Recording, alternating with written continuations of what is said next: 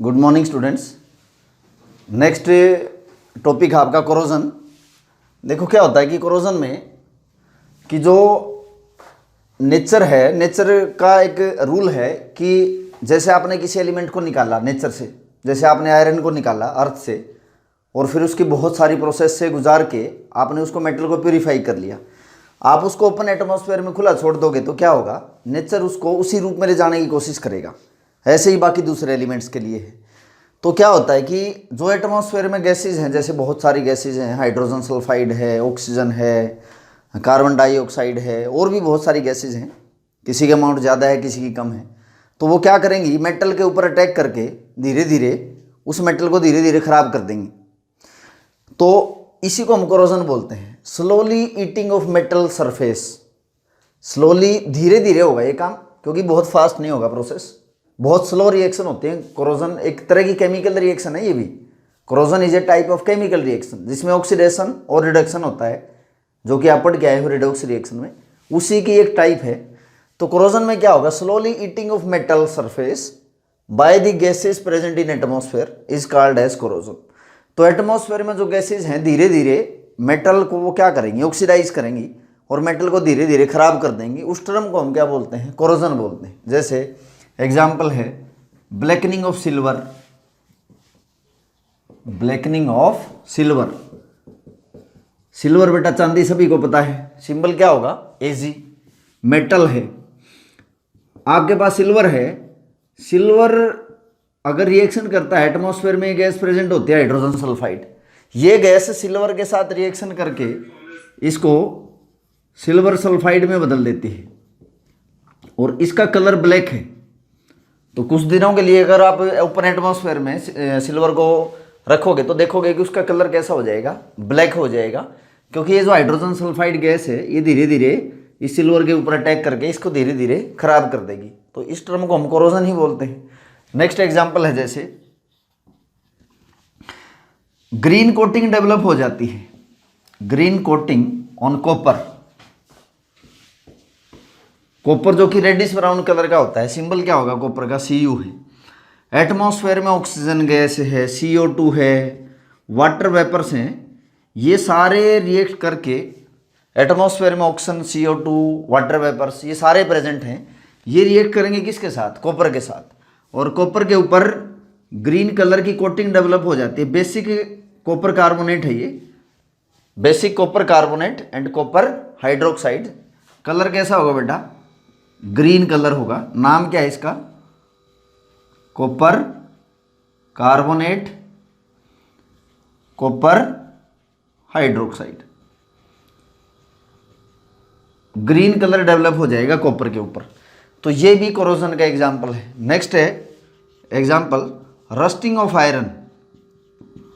Rusting of iron, देखो बेटा corrosion तो एक जनरल टर्म है जो किसी भी एलिमेंट के लिए है, बट जो रस्टिंग होगी ना, रस्टिंग स्पेशल है सिर्फ नाम आयरन के लिए।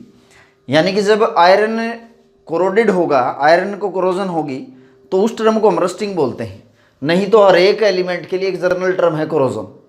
अब जैसे रस्टिंग ऑफ आयरन है, तो जो रस्ट है, रस्ट का फार्मूला क्या होगा, कैसे बनेगी ये, जैसे आयरन है, ओपन एटमॉस्फेयर में आपके पास आयरन प्रेजेंट है, ऑक्सीजन और वाटर की प्रेजेंस में 3/2 ऑक्सीजन और water, x number of water molecules हैं, अनडिफाइंड हैं, डेफिनेट नहीं है, तो इसमें बनेगा rust, hydrated ferric oxide. Hydrated क्यों बोलते हैं, क्योंकि अगर किसी कंपाउंड के साथ कुछ वाटर के मॉलिक्यूल जुड़े होते हैं तो इसको हम हाइड्रेटेड बोलते हैं। तो इसका नाम क्या होगा, हाइड्रेटेड। ये हाइड्रेटेड है और ये जो Fe2O3 है इसका नाम है बेटा फेरिक ऑक्साइड। तो आप देखोगे ये तो जनरल टर्म है कि आप लोहे को देखोगे कि लोहे को जंग लग जाता है, लोहा खराब हो जाता है, आयरन, अगर उसको बाहर आप ओपन एटमॉस्फेयर में छोड़ दोगे तो धीरे धीरे आप देखोगे कि ब्राउनिश कोटिंग आयरन के ऊपर से एक लेयर उतर जाती है और आयरन धीरे धीरे क्या होगा, खराब हो जाएगा, डिकम्पोज हो जाएगा। तो आयरन देखोगे कि आप रेडिश ब्राउन कलर का हो जाएगा, रेडिश कलर की एक ब्राउन लेयर डेवलप हो जाती है किसके ऊपर, आयरन के ऊपर। तो एग्जाम में, बोर्ड में बहुत बार 1 नंबर में पूछा जाता है क्वेश्चन, कहेंगे कि what is the chemical formula of rust. ये एग्जाम में बहुत बार बोर्ड में क्वेश्चन आया है, what is the chemical formula of rust. तो हम ये कहेंगे केमिकल फार्मूला तो ये है, फिर 2O3 और केमिकल नेम कहो, केमिकल नेम हो जाएगा हाइड्रेटेड फेरिक ऑक्साइड, जिसको हम क्या बोलते हैं, रस्ट बोलते हैं, या हम रस्टिंग ऑफ आयरन इसको बोलेंगे। तो these are the example of corrosion.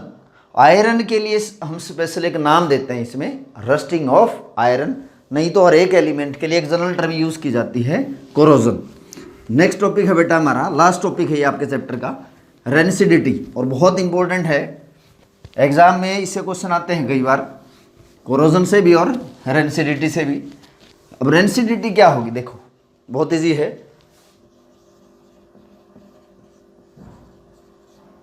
Rancidity देखो जो फूड हैं, अब सारे तो नहीं, बहुत सारे फूड ऐसे होते हैं जो ऑयल या फैट से बने होते हैं, बहुत सारे जो फूड हैं ऑयल या फैट से बने होंगे, और अगर इस ऑयल या फैट की इनका अगर ऑक्सीडेशन हो जाए तो आप देखोगे, ऑक्सीडेशन एक तरह की ऑक्सीडेशन और रिडक्शन एक तरह की केमिकल रिएक्शन है, जो कि रिडॉक्स रिएक्शन में हम पढ़ गए हैं।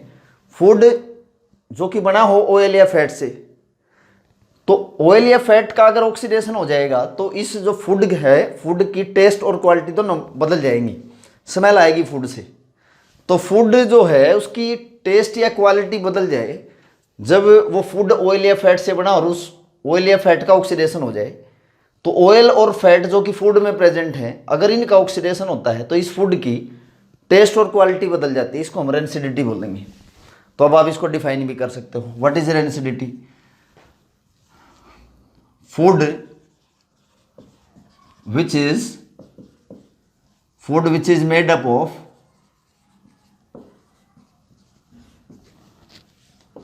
oil and fat, if get oxidized, its taste भी बदल जाएगा and quality will get change, called rancidity. इसको हम क्या बोलेंगे बेटा, रेंसिडिटी है। बहुत सारे मार्केट में जो प्रोसेस्ड फूड हैं, देखोगे आप, चिप्स हैं या और भी बहुत सारी चीज़ें ऐसी हैं जो पैकेट्स में आती हैं, प्रोसेस्ड फूड हैं कि जिसको फ्राई करके बनाया जाता है, प्रोसेस्ड फूड हैं, ऑयल या फैट से बने होते हैं। तो आप देखोगे कि अगर वो ऑक्सीडाइज हो जाए तो उनकी टेस्ट और क्वालिटी बदल जाएगी, तो उसको हम क्या बोलेंगे, रेंसिडिटी। बचाओगे कैसे आप, prevention factor, prevention from rancidity. आप किसी फूड को रेंसिड या रेंसिडिटी से कैसे बचाओगे, क्या प्रिवेंशन आप स्टेप यूज करोगे। फर्स्ट है packing in vacuum, packing in vacuum. अब देखो बेटा, वैक्यूम क्या होगा, जहां कोई गैसेज नहीं होती, गैसेज नहीं होंगी तो उसमें ऑक्सीजन भी नहीं होगी, फूड का ऑक्सीडेशन नहीं होगा। तो मशीन्स के अंदर जो फूड पैक होता है वो वैक्यूम पैकिंग अगर कराई जाए, तो जैसे कोई भी फूड है पैकेट के अंदर पैक होना है, और अगर उसमें ऑक्सीजन चली गई, जैसे कि हम चिप्स खाते हैं या और भी बहुत सारे प्रोसेस्ड फूड हैं मार्केट में अवेलेबल हैं, कि अगर उस पैकेट में ऑक्सीजन चली गई, ऑक्सीजन तो रिएक्ट करेगी, उस फूड को क्या करेगी, ऑक्सीडाइज करेगी। तो हम क्या करें, जिस फूड की पैकिंग की जा रही है किसी भी पैकेट के अंदर, उसको वैक्यूम में पैकिंग किया जाए। अगर वैक्यूम में पैकिंग होगी तो एब्सेंस होगी किसकी, एब्सेंस होगी बेटा ऑक्सीजन की। अगर ऑक्सीजन नहीं होगा तो फूड ऑक्सीडाइज नहीं होगा और वो रेंसिड नहीं होगा। तो फर्स्ट स्टेप है। सेकंड है flushing of nitrogen, flushing of nitrogen. जैसे कि कोई फूड है जिसमें को कि आप पैक करते हो किसी पैकेट के अंदर, जिसको कि ऑयल या फैट से बना होता है। हम क्या करें कि अगर मान लिया कि पैकिंग के दौरान उसमें कुछ अमाउंट में ऑक्सीजन चली गई है, तो उसको फाइनल पैक करने से पहले उसको नाइट्रोजन से फ्लशिंग कराई जाती है, क्योंकि उसमें जो ऑक्सीजन गैस होगी वो वॉश आउट हो जाएगी, और अगर नाइट्रोजन आएगी तो नाइट्रोजन रिएक्ट नहीं करेगी फूड के साथ, और फूड क्या होगा, ऑक्सीडाइज नहीं होगा और फूड रेंसिड नहीं होगा। यानी कि ऑक्सीजन की जगह आप नाइट्रोजन के साथ उसकी फ्लशिंग करा दो, थोड़ी बहुत ऑक्सीजन होगी तो ना वो बाहर फ्लश आउट हो जाएगी, तो फूड आपका रेंसिड होने से बच जाएगा। तीसरा इसमें स्टेप है packing of food packing of food in refrigerator.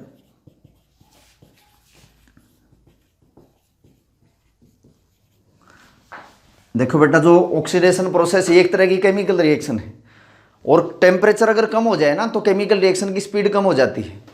किसी भी बहुत सारी रिएक्शन ऐसी होती हैं जो कि लो टेम्परेचर पे स्पीड कम होगी और ज़्यादा टेम्परेचर पे ज़्यादा स्पीड होती है। तो रेंसिडिटी एक तरह की केमिकल रिएक्शन है। टेम्परेचर ज़्यादा रहेगा तो ईजिली रेंसिड होगा कोई फूड, और टेम्परेचर कम होगा तो रेंसिडिटी ईजिली नहीं होगी। जैसे आप देखते हो कि गर्मियों में जैसे दूध है या दही है ईजिली खट्टे हो जाते हैं, आसानी से ख़राब हो जाते हैं सर्दियों के कंपैरिजन में, क्योंकि गर्मियों में टेम्परेचर कम होता है। तो इसलिए जो उसमें लैक्टिक एसिड बनती है तो उसकी स्पीड कम ज़्यादा रहेगी अलग अलग टेम्परेचर पे। तो यानी कि केमिकल रिएक्शन की स्पीड कम और ज़्यादा होने की वजह से कोई फूड इजीली ख़राब या नहीं होगा। तो इसलिए हम क्या करेंगे, फूड की पैक कर देंगे या फूड को रख देंगे किसमें, रेफ्रिजरेटर में, ताकि ईजिली ख़राब ना हो। अब ये नहीं कहेंगे कि वो ख़राब नहीं होगा, टाइम ज़्यादा लेगा, उसकी सेल्फ लाइफ बढ़ जाएगी। तो किसी फूड को आप रेंसिड होने से कैसे बचाओगे, these are the prevention factor. और इसी के साथ हमारा बेटा ये चैप्टर जो आपका फर्स्ट है केमिकल रिएक्शन एंड इक्वेशंस वो कंप्लीट होता है। नेक्स्ट लेक्चर में आगे हम शुरू करेंगे नेक्स्ट चैप्टर जो कि एसिड बेस एंड साल्ट है। तो बेटा अच्छे से आप इसको रिवाइज करिए, बैलेंसिंग करिए, टाइप्स ऑफ जो केमिकल रिएक्शन हैं उनको करिए, और कोई प्रॉब्लम है तो you can ask. Thank you students.